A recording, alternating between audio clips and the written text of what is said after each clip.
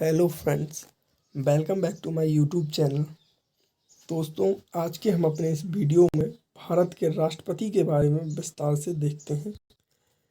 इस वीडियो में हम देखेंगे कि राष्ट्रपति की भारत के राज्य में क्या भूमिका होती है, राष्ट्रपति का निर्वाचन किस प्रकार होता है, राष्ट्रपति के वेतन भत्ते आदि क्या क्या होते हैं और राष्ट्रपति की शक्तियों के बारे में। तो चलिए दोस्तों, बिना किसी देरी के अपनी वीडियो शुरू करते हैं। तो सबसे पहले चर्चा करते हैं राष्ट्रपति की भारत में क्या भूमिका है। तो राष्ट्रपति भारत का सबसे शीर्ष पर जो होता है, सरकार का प्रमुख होता है, परंतु राष्ट्रपति केवल नाम मात्र का प्रमुख होता है। वास्तविक शक्ति प्रधानमंत्री के नेतृत्व में मंत्रिमंडल में होती हैं। चलिए शुरू करते हैं। संविधान के अनुच्छेद 52 से 78 तक में संघ की कार्यपालिका शक्ति का वर्णन है। संघ की कार्यपालिका शक्ति बोले तो संघ किस प्रकार कार्य करेगा, संघ की कार्यपालिका में कौन कौन शामिल होते हैं, इसके बारे में संविधान के अनुच्छेद 52 से 78 तक में वर्णन किया गया है कि संघ किस प्रकार कार्य करेगा तथा उसकी कार्यपालिका में कौन कौन से व्यक्ति शामिल होंगे। संघ की कार्यपालिका में राष्ट्रपति, उपराष्ट्रपति, प्रधानमंत्री, मंत्रिमंडल तथा महान्यायवादी शामिल होते हैं, यानी president, vice president, prime minister, cabinet और अटॉर्नी जनरल शामिल होते हैं। राष्ट्रपति भारत राज्य का प्रमुख होता है और वह भारत का प्रथम नागरिक होता है। The first person of India is the president of India. ये बात आपको ऑलवेज याद रखनी है, इससे अधिकतर प्रश्न पूछे जाते हैं। तो यहाँ पे एक प्रश्न और आता है कि संविधान के किस अनुच्छेद के अंतर्गत राष्ट्रपति का वर्णन किया गया है। तो इसका जवाब है अनुच्छेद 52, 52। जी हाँ, आर्टिकल 52 के अंदर बताया गया है कि भारत के राष्ट्रपति के बारे में। इसके अलावा प्रश्न आता है कि भारत का प्रथम नागरिक कौन है। तो भारत का प्रथम नागरिक है राष्ट्रपति। ये बात आपको याद रखनी है। भारत राज्य का प्रमुख भी राष्ट्रपति ही होता है। तो चलिए दोस्तों, आपको राष्ट्रपति की भूमिका समझ में आ गई होगी। अब अपनी वीडियो को आगे बढ़ाते हैं और देखते हैं कि राष्ट्रपति का निर्वाचन किस प्रकार होता है व उसमें कौन कौन से लोग भाग लेते हैं। चलिए देखते हैं राष्ट्रपति का निर्वाचन। तो राष्ट्रपति का निर्वाचन जनता प्रत्यक्ष रूप से नहीं करती है। ये बात आपको याद रखनी है, जनता प्रत्यक्ष रूप से राष्ट्रपति का निर्वाचन नहीं करती है। जिस प्रकार आप अपने एरिया के MP या MLA को चुनते हैं, आप यदि 18 वर्ष के हो गए हैं तो, अन्यथा नहीं। जिस प्रकार आप अपने एरिया के MP MLA को चुनने की शक्ति रखते हैं अपने वोट द्वारा, वैसे आप राष्ट्रपति का निर्वाचन नहीं कर सकते, क्योंकि संविधान में यह व्यवस्था नहीं की गई है कि जनता प्रत्यक्ष रूप से राष्ट्रपति को चुन सके। राष्ट्रपति का चुनाव अप्रत्यक्ष प्रणाली द्वारा होता है। जिस अप्रत्यक्ष प्रणाली द्वारा चुनाव होता है उसे एकल संगमणीय मत कहा जाता है। राष्ट्रपति का चुनाव जब होता है तो उसमें एक निर्वाचक मंडल होता है, उसके सदस्य राष्ट्रपति के चुनाव में भाग लेते हैं। ये निर्वाचक मंडल के सदस्य आप ही लोगों के द्वारा चुने जाते हैं, ये अपने एरिया के MP MLA लोग होते हैं। अब चलिए फिर भी आपको विस्तार से बताते हैं कि निर्वाचक मंडल में कौन कौन से लोग शामिल होते हैं। चलिए देखते हैं। निर्वाचक मंडल में सबसे पहले संसद के दोनों सदनों के निर्वाचित सदस्य। ये बात आपको याद रखनी है। संसद के दो सदन कौन से हैं, पहला है लोकसभा और दूसरा है राज्यसभा। यानी लोकसभा के जितने निर्वाचित सदस्य और राज्यसभा के जितने भी निर्वाचित सदस्य वे राष्ट्रपति के चुनाव में भाग लेते हैं। सभी राज्य विधानसभाओं के निर्वाचित सदस्य, ये बात भी आपको याद रखनी है। वर्तमान में 28 राज्य हैं, तो 28 ही राज्यों की विधानसभाओं के जो निर्वाचित सदस्य हैं वो राष्ट्रपति के चुनाव में भाग लेते हैं। निर्वाचित सदस्य आप समझते हैं, वो सदस्य जो आपके द्वारा वोट डाल के चुने जाते हैं, जिन्हें आप अपने क्षेत्र से विजयी बनाते हैं अपने बहुमत के द्वारा। चलिए अगला पॉइंट देखते हैं। केंद्र शासित प्रदेशों में से दिल्ली व पांडुचेरी, यदि केंद्र शासित प्रदेशों की बात की जाए तो दिल्ली व पांडुचेरी विधानसभाओं के निर्वाचित सदस्य राष्ट्रपति के चुनाव में भाग लेते हैं। यहाँ आपको एक बात और याद रखनी है कि केंद्र शासित प्रदेश, वर्तमान केंद्र शासित प्रदेश 8 हैं। पहले 9 हुआ करते थे, अब दमन, द्वीप व दादर एवं नागर हवेली को जोड़ दिया गया है एक साथ, जिससे उनकी संख्या घटकर 8 हो गई है।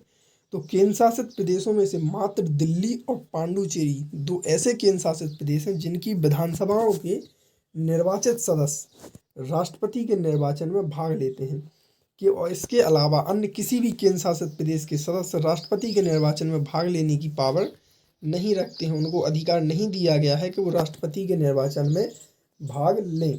यहाँ पे एक बात आपको विशेष रूप से याद रखनी है, ठीक है। अब यहाँ पे प्रश्न क्या उठते हैं, चलिए देखते हैं। तो प्रश्न आता है, राष्ट्रपति का निर्वाचन कौन से रूप में किया जाता है?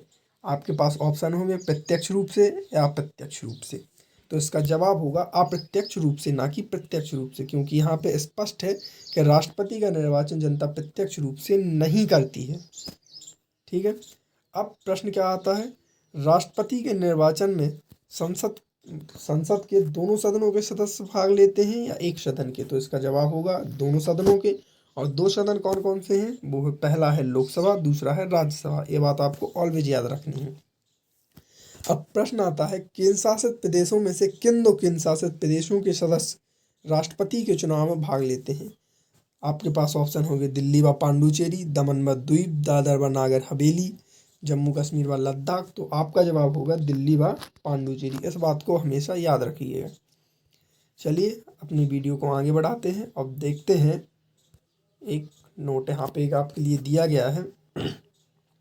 संसद के दोनों सदनों के निर्वाचित सदस्य, जैसा कि हमने ऊपर बताया है, राष्ट्रपति के चुनाव में भाग लेते हैं, परंतु नोट में क्या है, संसद के दोनों सदनों के मनोनीत सदस्य, राज्य विधानसभाओं के मनोनीत सदस्य, राज्य विधान परिषदों के सदस्य, चाहे वो मनोनीत हो अथवा निर्वाचित, और दिल्ली तथा पांडुचेरी विधानसभाओं के मनोनीत सदस्य राष्ट्रपति के निर्वाचन में भाग नहीं लेते हैं। तो सबसे पहले आपको बताते हैं मनोनीत सदस्य क्या है। मनोनीत सदस्य वे सदस्य होते हैं जो सदन के सदस्य तो होते हैं, परंतु वह प्रत्यक्ष चुनाव का सामना नहीं करते हैं। जैसे अपने एरिया के MP MLA वगैरह होते हैं, वो प्रत्यक्ष चुनाव का सामना करते हैं, परंतु मनोनीत सदस्य जो होते हैं वो प्रत्यक्ष चुनाव का सामना नहीं करते हैं। इन्हें राष्ट्रपति द्वारा संसद में अथवा राज्य विधानसभाओं के मामलों में इन्हें राज्यपाल द्वारा नियुक्त किया जाता है। मनोनीत सदस्य किसी विशेष खेल क्षेत्र में होते हैं, जैसे खेल हुआ, विज्ञान हुआ, कला हुई, इसमें वो विशेष अनुभव रखते हैं, इसलिए उन्हें राष्ट्रपति द्वारा मनोनीत सदस्य नियुक्त किया जाता है। जैसा आपको पता होगा, राज्यसभा में राष्ट्रपति 12 मनोनीत सदस्य नियुक्त कर सकता है।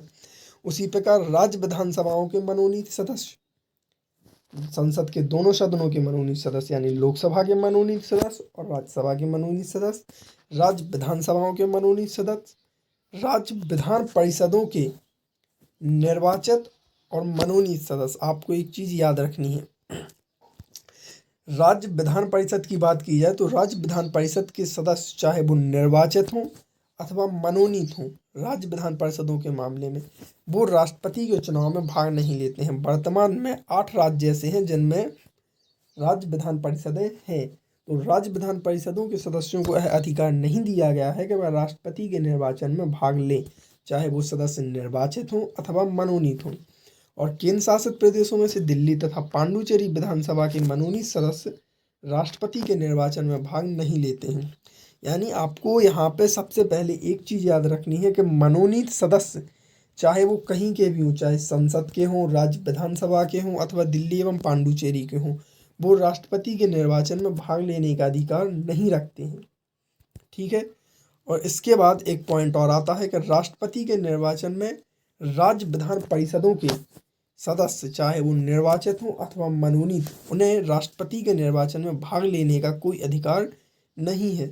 वर्तमान में, अगर भविष्य में उन्हें यह अधिकार दे दिया जाए संसद द्वारा तो कहा नहीं जा सकता, परंतु अभी राज्य विधान परिषदों के सदस्य राष्ट्रपति के निर्वाचन में भाग नहीं ले सकते हैं। ये बात आपको विशेष रूप से याद रखनी है, क्योंकि ये प्रश्न पेपर में अधिकतर पूछा जाता है। चलिए वीडियो को आगे देखते हैं। यहाँ पे एक नोट और दिया गया है, जब कोई सभा विघटित हो गई हो तो उसके सदस्य राष्ट्रपति के निर्वाचन में मतदान नहीं कर सकते। जब कोई भी सभा, चाहे वो लोकसभा हो, राज्यसभा हो या विधानसभा हो, उनमें से कोई भी सभा यदि विघटित हो गई हो तो उसके सदस्य राष्ट्रपति के निर्वाचन में मतदान नहीं कर सकते।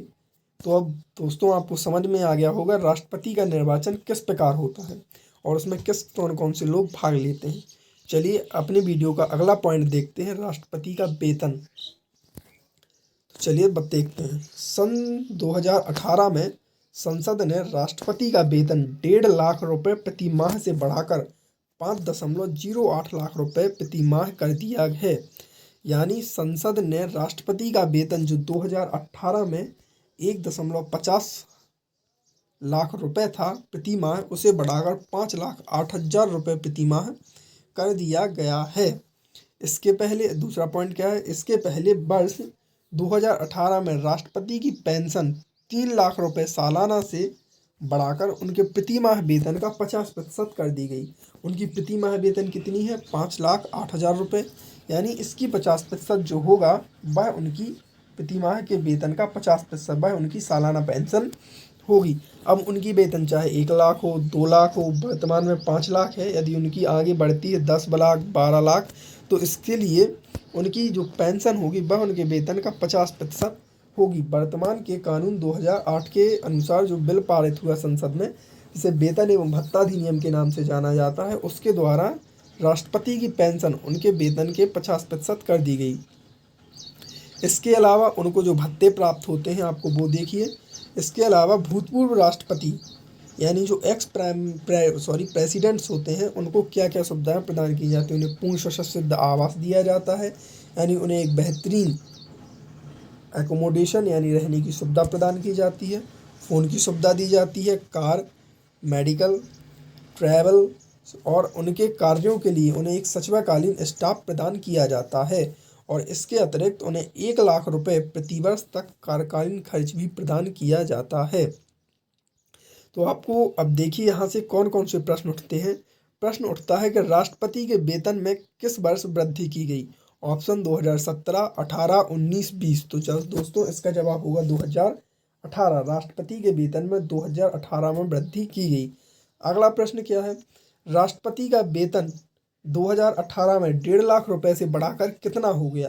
प्रश्न होगा आंसर होंगे 5 लाख, 6 लाख, 7 लाख, 8 लाख। तो आपका आंसर होगा 5 लाख या 5.08 लाख रुपए प्रति माह कर दिया गया। अब अगला प्रश्न क्या आता है, राष्ट्रपति के पेंशन में किस वर्ष में वृद्धि की गई। तो इसका जवाब होगा 2008। राष्ट्रपति के पेंशन में सन 2008 में वृद्धि की गई और उनकी पेंशन 3 लाख रुपए से बढ़ाकर उनके वेतन का 50% कर दी गई। यहाँ पे एक प्रश्न और आता है कि वर्तमान में राष्ट्रपति की वेतन उनकी सालाना आय की कितने प्रतिशत है, 20, 50, 60 या 70। तो जवाब होगा 50%। ये बात आपको याद रखनी है। चलिए वीडियो को आगे बढ़ाते हैं और देखते हैं। राष्ट्रपति की क्षमादान शक्ति। आपको पता होगा राष्ट्रपति सरकार के सबसे ऊपर होता है। राष्ट्रपति देश का प्रथम नागरिक है, वह सरकार का प्रमुख है। सरकार के जितने कार्य किए जाते हैं वो राष्ट्रपति के नाम पर ही किए जाते हैं। हाँ, हालांकि राष्ट्रपति केवल नाम मात्र का प्रमुख होता है। तो राष्ट्रपति को संविधान द्वारा क्षमादान करने की शक्ति प्रदान की गई है। यानी यदि किसी व्यक्ति को कानून सजा दे देता है तो राष्ट्रपति को यह अधिकार है कि वह उस व्यक्ति को क्षमा कर सके, उसे क्षमा कर सके, उसकी सजा को कम कर सके अथवा उसकी सजा के रूप को बदल सके। यह संविधान द्वारा राष्ट्रपति को शक्ति प्रदान की गई है। तो राष्ट्रपति की क्षमादान करने की शक्ति संविधान के अनुच्छेद 72 के द्वारा प्रदान की गई है। यह प्रश्न अधिकतर पूछा जाता है कि राष्ट्रपति की क्षमादान करने की शक्ति का वर्णन संविधान के किस अनुच्छेद में किया गया है। तो जवाब है अनुच्छेद 72। संविधान के अनुच्छेद 72 में राष्ट्रपति को क्षमादान की शक्ति का वर्णन किया गया है। चलिए देखते हैं अब राष्ट्रपति की जो क्षमादान शक्ति है, वह राष्ट्रपति की क्षमादान शक्ति किन किन मामलों में है देखते हैं। किसी संघीय विधि के विरुद्ध यदि कोई अपराध में दंड दिया गया है तो राष्ट्रपति उस दंड में व्यक्ति को क्षमा कर सकता है। यदि राष्ट्रपति के पास वो याचिका लगाता है और राष्ट्रपति उसकी याचिका को उचित व वैध समझता है तो वह संघीय विधि के विरुद्ध किए गए किसी अपराध में उसे क्षमा कर सकता है। सैन्य न्यायालय द्वारा दिए गए दंड में, यानी जो सैन्य न्यायालय होते हैं उनके द्वारा जो दंड दिया गया है राष्ट्रपति उसमें भी क्षमा करने का अधिकार रखता है। यदि दंड का स्वरूप मृत्यु दंड हो यानी फांसी दी गई हो तो राष्ट्रपति उसमें भी व्यक्ति को क्षमा करने का अधिकार रखता है। चलिए देखते हैं राष्ट्रपति की क्षमादान शक्ति में निम्नलिखित बातें सम्मिलित हैं। पॉइंट नंबर पहला, क्षमा। क्षमा का मतलब आप समझते हैं माफ़ी, यानी माफ़ किया। इसमें दंड, चलिए देखते हैं, इसमें दंड और बंधीकरण दोनों को हटा दिया जाता है तथा दोषी को सभी दंड और दंडादेशों और निहरताओं से पूर्णतः मुक्त कर दिया जाता है। जैसा कि आपको बोला है, क्षमा का मतलब होता है माफ़ करना। वैसे ही उसको चाहे जो सजा दी गई हो, उसे कोई दंड दिया गया हो या कुछ भी, उसमें राष्ट्रपति उसे पूर्णतः मुक्त कर देता है और वह बिल्कुल रिहा हो जाता है, बरी हो जाता है, बरी नहीं सॉरी रिहा हो जाता है और उसे किसी भी प्रकार की सजा नहीं दी जाती है। अगला पॉइंट है लघुकरण। लघु का अर्थ होता है कम, यानी कम। वैसे ही लघुकरण कम करना, इसका अर्थ है दंड के स्वरूप को बदलकर कम करना। इसमें दंड का जो स्वरूप होता है उसे बदलकर कम कर दिया जाता है। अब स्वरूप कैसे बदलकर कम कर दिया जाता है, देखिए उदाहरण में। उदाहरण, मृत्यु दंड का लघुकरण कर कठोर कारावास में परिवर्तित करना, जिसे साधारण कारावास में परिवर्तित किया जा सकता है। यानी कोई व्यक्ति है जिसे मृत्युदंड दिया गया था, उसने राष्ट्रपति के पास अर्जी लगाई, तो राष्ट्रपति इसकी उसकी अर्जी को उचित समझता है तो वह उसकी अर्जी का लघुकरण के माध्यम से उसके मृत्युदंड को उसके कठोर कारावास में परिवर्तित कर सकता है और कठोर कारावास को साधारण कारावास में भी परिवर्तित किया जा सकता है। यह राष्ट्रपति के पास शक्ति होती है। चलिए देखते हैं अगली पॉइंट, परिहार। इसका अर्थ है दंड की प्रकृति में परिवर्तन किए बिना उसकी अवधि कम करना। यानी इसमें दंड की प्रकृति में परिवर्तन नहीं किया जाता है, केवल उसकी अवधि में यानी समय में परिवर्तन करके उसके समय को कमा दिया जाता है। देखते हैं, जैसे उदाहरण के लिए 2 वर्ष के कठोर कारावास को 1 वर्ष के कठोर कारावास में परिहार करना। जैसे आपको बताएं कि कठोर कारावास 2 वर्ष का था, उसमें अवधि में परिवर्तन हुआ है, ना कि उसकी प्रकृति में। जैसा कि लघुकरण में होता है कि उसकी प्रकृति में परिवर्तन हो जाता है, लेकिन इसके विपरीत यहाँ पर सिर्फ अवधि में परिवर्तन हुआ है। जैसे 2 वर्ष के कठोर कारावास को 1 वर्ष के कठोर कारावास में परिवर्तित कर दिया गया। यानी दंड की प्रकृति वही है, कठोर कारावास, सिर्फ अवधि में परिवर्तन हुआ है, ना कि प्रकृति में। चलिए दोस्तों, तो अगला देखते हैं, विराम। विराम का अर्थ है रुकना। जैसे आप जानते हैं विराम, विराम का अर्थ होता है रुकना। इसका अर्थ है दोषी को मूल रूप से दी गई सजा को किन्हीं विशेष परिस्थितियों में कम करना। यानी जो दोषी को सजा दी गई है उसे किसी विशेष परिस्थिति में कम करना, जैसे शारीरिक अपंगता अथवा महिलाओं को गर्भावस्था की अवधि के कारण। विराम आपको यहीं से देखना है कि विराम, विराम का अर्थ होता है रुकना। यानी इसमें सजा को किन्हीं विशेष परिस्थितियों में कम कर दिया जाता है, जैसे शारीरिक अपंगता के कारण अथवा महिलाओं में गर्भावस्था के कारण, इसके कारण। तो देखते हैं आगे, प्रलंबन। प्रलंबन, इसका अर्थ होता है किसी दंड, यानी विशेषकर मृत्युदंड। इसके अलावा भी कोई दंड हो सकता है, जैसे कोई सजा हो सकती है, परंतु अगर मृत्युदंड दिया गया है तो उसमें विशेष रूप पर अस्थायी रोक लगाना, यानी प्रलंबन, यानी विलंब करना। आप यहाँ से देखिए, प्रविलंबन यानी विलंब करना, यानी उस पर देरी लगाना, देरी करना। ठीक है, इसका अर्थ है किसी दंड, विशेषकर मृत्युदंड में इसका उपयोग किया जाता है, पर अस्थायी रोक लगाना। अब अस्थायी रोक क्यों लगा रहे हैं, इसका क्या उद्देश्य है, देखते हैं। इसका उद्देश्य दोषी व्यक्ति को, सॉरी, इसका उद्देश्य जो दोषी व्यक्ति है उसको क्षमा याचना के लिए अथवा दंड के स्वरूप में परिवर्तन करने के लिए समय देना। यानी जो दोषी व्यक्ति है उसे मृत्युदंड प्रदान किया गया है, तो प्रलंबन द्वारा उस पर अस्थायी रोक लगा दी जाती है, ताकि वह दोषी व्यक्ति क्षमा याचना अथवा दंड के स्वरूप में परिवर्तन करने के लिए याचना कर सके राष्ट्रपति के पास। तो चलिए दोस्तों, आप समझ गए होंगे। अब देखिए इस भाग से क्या क्या प्रश्न आते हैं। प्रश्न आते हैं, राष्ट्रपति की क्षमादान की शक्ति। चलिए शुरू से देखते हैं, राष्ट्रपति की क्षमादान शक्ति संविधान के किस अनुच्छेद में वर्णित है, तो इसका जवाब है अनुच्छेद 72। ठीक है, अगला प्रश्न, वह राष्ट्रपति की कौन सी शक्ति है जिसमें राष्ट्रपति दंड के स्वरूप को बदलकर कम करता है, ना कि उसकी अवधि को। तो आपके पास ऑप्शन होंगे क्षमा, लघुकरण, परिहार और प्रलंबन। तो आपका आंसर होगा लघुकरण, क्योंकि लघुकरण में दंड की अवधि में परिवर्तन ना करके उसके स्वरूप में परिवर्तन किया जाता है। ये बात आपको विशेष रूप से याद रखनी है। अब आता है अगला प्रश्न, वह कौन सी राष्ट्रपति की शक्ति है जिसके द्वारा दंड की प्रकृति में परिवर्तन किए बिना उसकी अवधि में परिवर्तन किया जाता है। तो जवाब होगा परिहार, क्योंकि परिहार में अवधि में परिवर्तन होता है, ना कि उसकी प्रकृति में। ये बात आपको याद रखनी है।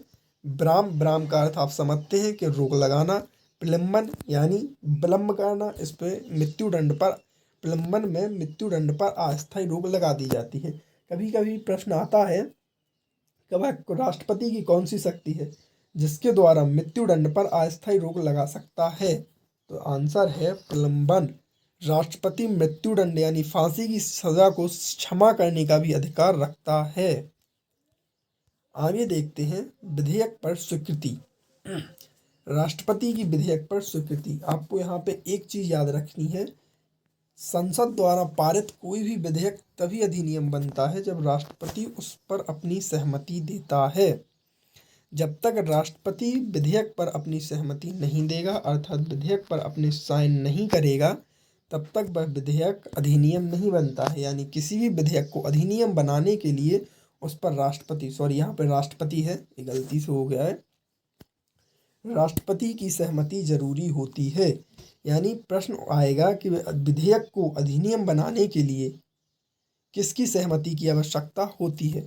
प्रश्न आता है विधेयक को अधिनियम बनाने के लिए किसकी सहमति की आवश्यकता होती है। ऑप्शन होते हैं राष्ट्रपति, प्रधानमंत्री, उपराष्ट्रपति या मुख्यमंत्री। तो जवाब होगा राष्ट्रपति, क्योंकि जब तक राष्ट्रपति स्वीकृति नहीं देगा कोई भी विधेयक अधिनियम नहीं बन पाएगा। आगे देखते हैं। अब राष्ट्रपति विधेयक पर स्वीकृति तो देता है, परंतु यह अधिकार उसे किस चीज के द्वारा प्रदान हुआ है। जब राष्ट्रपति के पास कोई विधेयक जाता है तो उसे संविधान के अनुच्छेद 111 के अंतर्गत 3 विकल्प होते हैं उसके पास।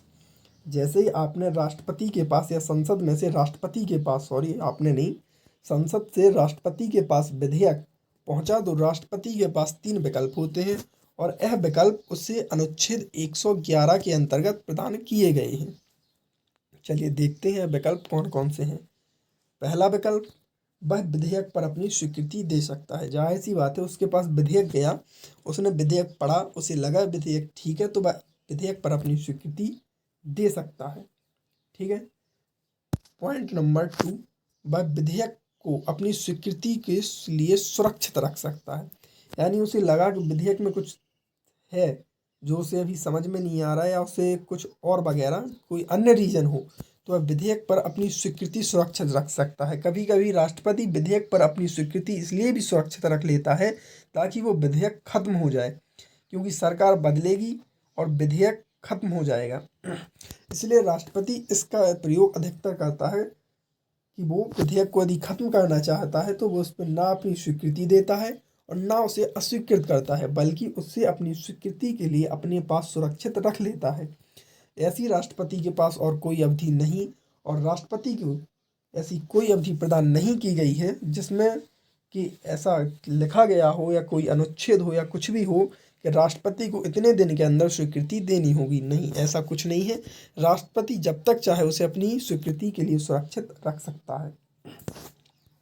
पॉइंट नंबर 3, वह विधेयक यदि धन विधेयक नहीं है, यह चीज आपको यहाँ पे याद रखनी है। यदि धन विधेयक नहीं है, धन विधेयक और साधारण विधेयक में क्या अंतर होता है यह हम आपको अपनी दूसरी वीडियो में बताएंगे। इसके लिए मैं एक अलग से वीडियो बनाऊंगा। अभी आप यहाँ पे देखिए कि वह विधेयक को संकट में, सॉरी यहाँ पे संकट नहीं, संसद है, तो मिसप्रिंट हो गया है। वह विधेयक को संसद में पुनर्विचार के लिए लौटा सकता है, यहाँ पे है संसद। तो राष्ट्रपति के पास तीसरी शक्ति क्या है, वह विधेयक को यदि धन विधेयक नहीं है, धन विधेयक को राष्ट्रपति ना संसद में वापस लौटा सकता है ना उसे अस्वीकृत कर सकता है। राष्ट्रपति को धन विधेयक पर अपनी स्वीकृति देनी ही होती है।